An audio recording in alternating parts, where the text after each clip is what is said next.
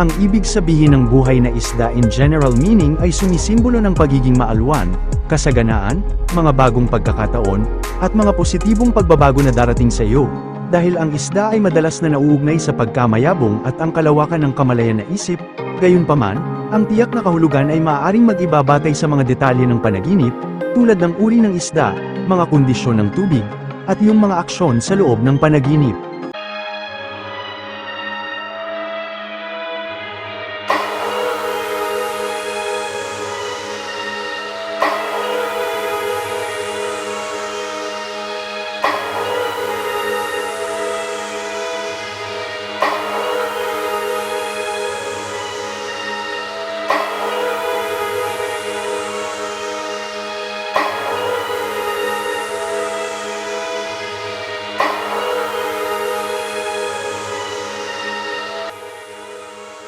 Masayang bati sa inyong lahat na mga ka-dreamers natin. Andito na naman muli ang boses ng inyong mga panaginip para sa isa na naman na Dream Interpretations. Ang panaginip na ating bigyang kahulugan ay galing sa ka-dreamer natin na si Angelica. Siya ay nag-message ng kanyang panaginip sa ating official Facebook page.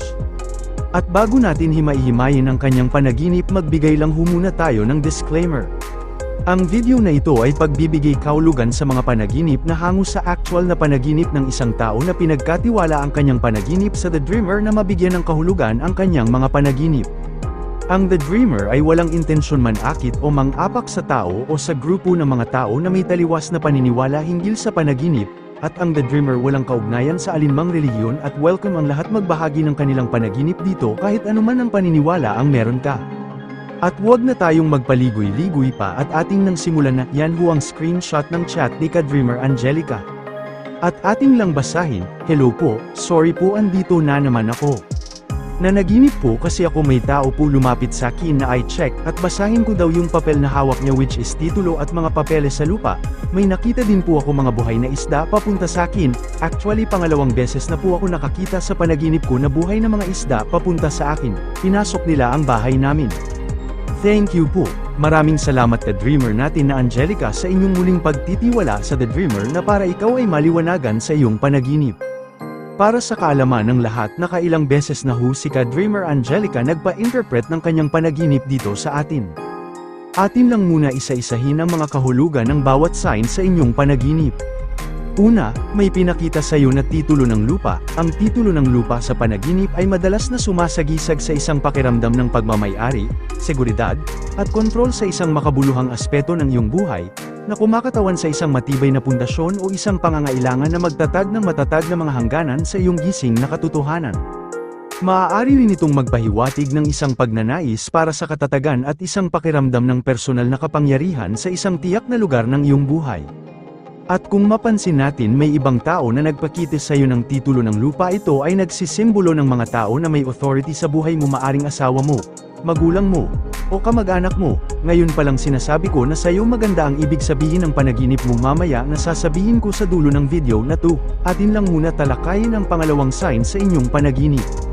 Pangalawa, mga buhay na isda. Ang ibig sabihin ng buhay na isda in general meaning ay sumisimbolo ng pagiging maalwan, kasaganaan, mga bagong pagkakataon, at mga positibong pagbabago na darating sa iyo.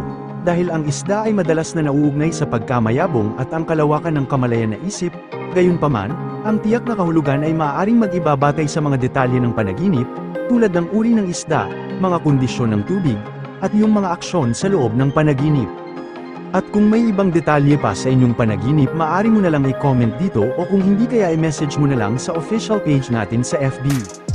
Dadako na tayo sa reflection dahil dito na natin malalaman kung gaano kaganda ang ibig sabihin ng inyong panaginip.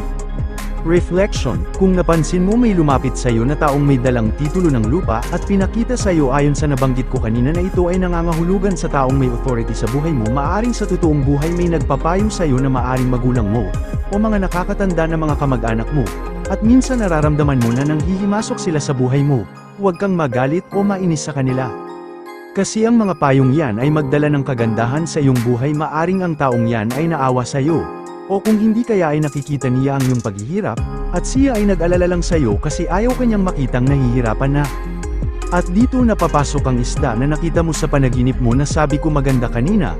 Kasi gaganda ang pasok ng blessing sa buhay mo kung pakinggan mo lang ang magandang payo ng taong may authority sa buhay mo. Take note ha, ang payo ng may authority sa buhay mo maaring asawa, magulang o nakakatanda na kamag-anak mo. Ayon yan sa sign na nakita ko sa panaginip mo, baka mamaya kung kani-kanino ka nalang makikinig dyan ng mga advice at akalain mo na yan ang magdadala ng kasaganaan sa buhay mo.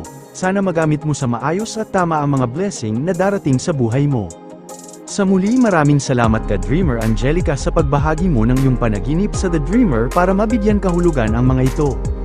Yan lang ho, maraming salamat sa pagtiwala mo sa The Dreamer para maliwanagan ka sa iyong panaginip.